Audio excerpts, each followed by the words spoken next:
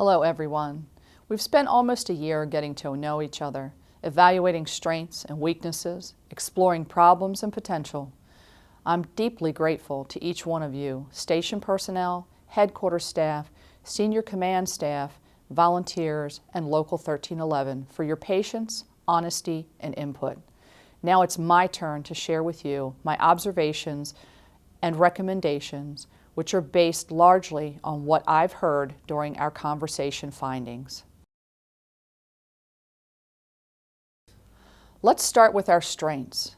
This is a close-knit department. The family atmosphere is evident in nearly every station I visited. This is a job where everyone must have each other's back, and I sense that you do.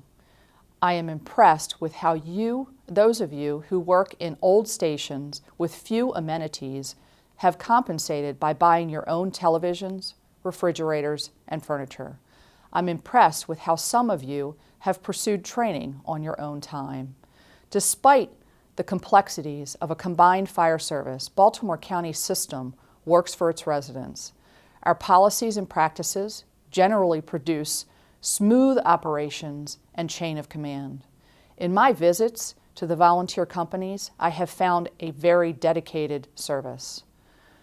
You have heard about the need to reflect the community we serve, and under the perspectives of all the residents and through the co-workers. Through that, we still have to work with regards to our command structure diversity, and I find diversity among the rank and files similar to other departments. What about our challenges?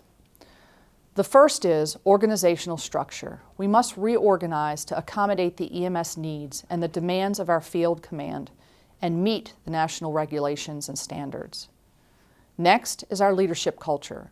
I am troubled by how much our members distrust their leaders and are reluctant to speak up with ideas and concerns. Too many of you do not feel a part of the team. A fire department should be empathetic, not autocratic. It should implement rules and standards firmly, consistently, but without intimidation and with understanding of human failings. I will be tougher on infractions that compromise our members' safety. We will enforce safety policies without exception in accordance with national standards. We will care for members' behavioral and physical health. We will provide resources to employees. Our infrastructure is old and needs repair. We must assess the scope of the problem before we can plan to address it. A number of reviews are in progress. Retention is difficult for the volunteer companies. A shortage of members affects the volunteer station's response profiles and puts pressure on career resources. Based on these weaknesses, I have identified these goals: a department reorganization that reflects the demands of the command level staff and specialized services, a leadership culture that fosters trust, teamwork, and concern, a comprehensive review of fire stations and other facilities, a comprehensive review of apparatus and equipment with a schedule of replacement, a robust focus on health and safety that adheres to national standards. Achieving these goals will take time and patience.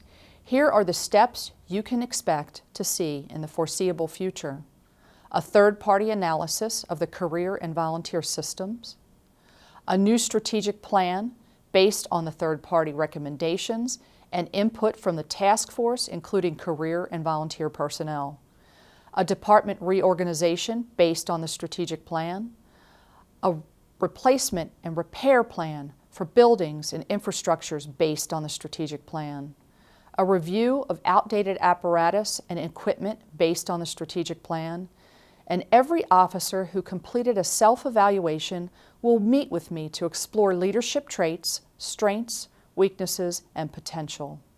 All officers will receive leadership training provided by a third-party expert. We will enhance our internal communications.